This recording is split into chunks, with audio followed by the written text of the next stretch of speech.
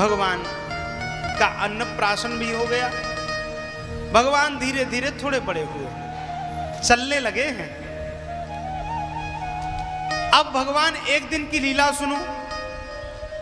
बलभद्र जी और भगवान दोनों, हमारे कन्हैया जगन्नाथ जी, दोनों घुटने से चलते चलते गए। द्वार पर एक विशालकाय नंदी बाबा बैठे थे, विशालकाय नंदी बाबा। अब एक सिंह पकड़ ली हमारे कन्हैया ने और दूसरी सिंह पकड़ ली बलभद्र जी ने। दोनों तरफ एक एक खड़े हो गए। अब कभी कन्हैया अपनी तरफ खींचे, कभी बलभद्र जी अपने पीछे इधर खींचे। अब नंदी बाबा कभी इधर करे सिर, कभी इधर करे सिर, कभी इधर करे सिर, कभी इधर करे सिर। और इतने में ही नंदी बाबा थोड़ा सा क्रोधित हुए और खड़े हो गए। अब भगवान एक तरफ पकड़े थे, बलभद्र जी एक तरफ पकड़े थे। अब 5 फीट के नंदी बाबा खड़े हो गए तो समझो क्या परिस्थिति हुई। अब एक तरफ कन्हैया लटके पड़े हैं, एक तरफ बलभद्र जी लटके पड़े हैं, सिंह पकड़कर लटके हैं। अब मैया को बुला रहे हैं। अब मैया आंगन से दौड़ती हुई आ रही है, लेकिन मैया पहुंची नहीं थी। तब तक हाथ में दर्द हुआ, कन्हैया ने भी छोड़ दिया, बलदाऊ ने भी छोड़ दिया। अब नीचे पड़ा था गोबर, सो महाराज छपाक से भगवान उसी में गिरे। यशोदा जी ने कहा ये पूरा गोबर गणेश हो चुका है हमारा कन्हैया। हाँ? अब इधर भगवान धीरे धीरे माखन चोरी आरंभ करते हैं। बड़ी मधुर लीला है माखन चोरी की लीला। भगवान ने अपने ग्वाल बालों की मंडली बनाई और मंडली बनाई वृंदावन माखन चोरी लीला प्रचार मंडली बन गई। समिति रजिस्टर्ड हो गई और छोटे से कन्हैया इस मंडली के लीडर हो गए, यूनियन के लीडर हो गए, अध्यक्ष हो गए। इतने बड़े 3 फुट के कन्हैया पूरी मंडली के लीडर हो गए। बड़े बड़े ग्वाल बालों को सबको जोड़ा और तो और इस मंडली में बंदरों की भी भर्ती कर ली। बंदर भी आ गए और सबको लेकर भगवान माखन चोरी करने जाते हैं।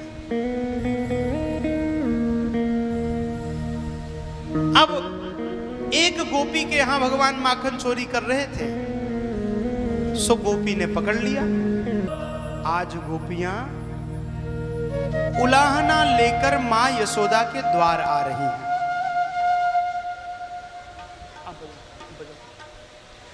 उलाहना लेकर मां यशोदा के द्वार आ रही है। मैया, ये तेरा लालन रोज हमारे यहां माखन चोरी करता है।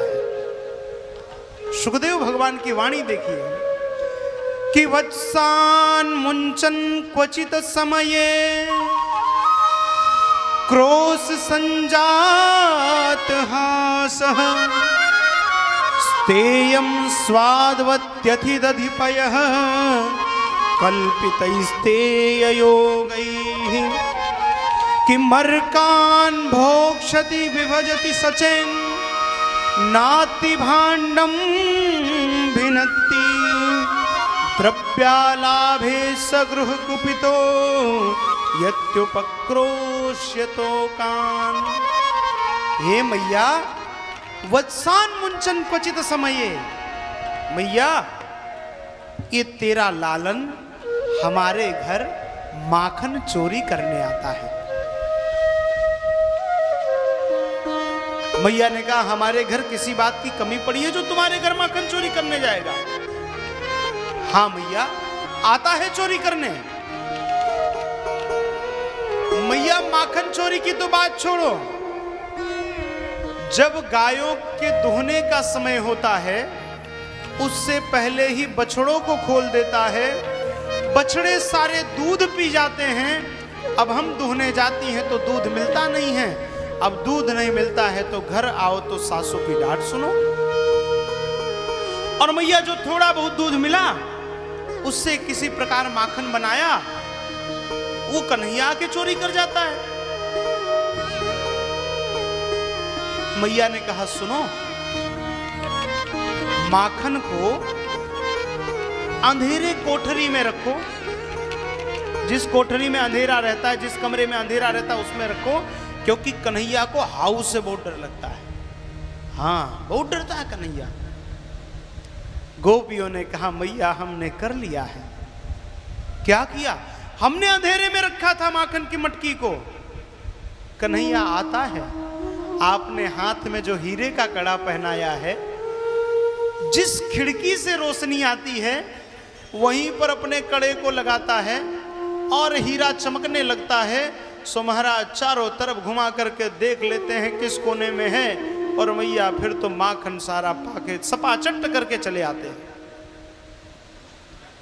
मैया ने कहा कि ऐसा करो, तुम अपने माखन को ऊंचे झींगे से बांध दो, ऊपर बांधो। अरे बोले मैया ये भी करके हारी हम, ये भी करके हार गई। क्या किया? हमने अपनी मटकी को ऊंचे बांध दिया था, झींगे से बांध दिया था। भैया पूरी मित्र मंडली लेकर आए और नीचे सबसे बड़े वाले खड़े हो गए, उसके ऊपर उनसे छोटे, उसके ऊपर उनसे छोटे, उसके ऊपर उनसे छोटे, और मैया सबसे ऊपर ये जो तेरा खोटा है ये चढ़ जाता है। और एक बात ईमानदारी से, स्वयं नहीं खाता पहले नीचे सप्लाई, क्योंकि उन्हीं के ऊपर पूरा वजन रुका है। वो मजबूत नहीं रहेंगे तो मंडली चलेगी कैसे? तो पहले सीधा नीचे सप्लाई, नीचे वालों को खिलाता है, फिर उसके ऊपर वालों को खिलाता है, फिर उसके ऊपर वालों को खिलाता है, फिर उसके ऊपर वालों को खिलाता है। जब सब खा लेते हैं तब स्वयं नहीं खाता। उसके बाद मरकान भोक्षति, बंदरों को बुलाता है आवाज लगाकर, और ना जाने कैसा इनका अनुबंध है। एक सीटी मारता है, पूरे ब्रजमंडल के बानर एक छत पर आ जाते हैं, बंदरों को खिलाता है।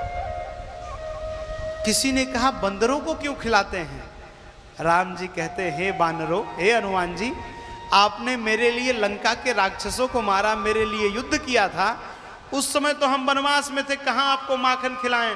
तो आओ द्वारका में जब कन्हैया बने हैं तो तुम भी माखन खाओ, हम भी माखन खाते हैं। बंदरों को खिलाता है। अब मैया हजारों बंदरों की पंगत होती है तो अंत में कुछ बचता नहीं है, और कुछ बचता नहीं है तो मटकी फोड़ देता है उतार करके। गोपी कितनी कंजूस है, इतना कम माखन रखती है। मैया हम परेशान हैं। पीछे से एक गोपी निकली, बोली मैया मेरी तो सुनो। हाँ बता। उस गोपी ने कहा मैया अभी परसों मेरी वैवाहिक वर्षगांठ थी, एनिवर्सरी थी, एनिवर्सरी परसों। तो उसमें क्या हो गया? उसमें क्या हुआ? अरे मैया मेरे घर सत्यनारायण भगवान की पूजा थी। बड़ी मधुर लीला है, ध्यान से सुन। गोपी ने कहा कि मेरे घर सत्यनारायण भगवान की पूजा थी। मैं सवेरे 4 बजे उठी, स्नान करके अपनी रसोई को मैंने साफ किया, गोबर का लेपन किया अपने घर में, चौक पुराए, और सत्यनारायण भगवान को मैंने स्नान कराया, उनको पधराया। पंडित जी आने ही वाले थे थोड़ी देर में, और मैंने सोचा कि चलो जगन्नाथ जी को सत्यनारायण भगवान को भोग लगाने के लिए प्रसाद तो बना लें।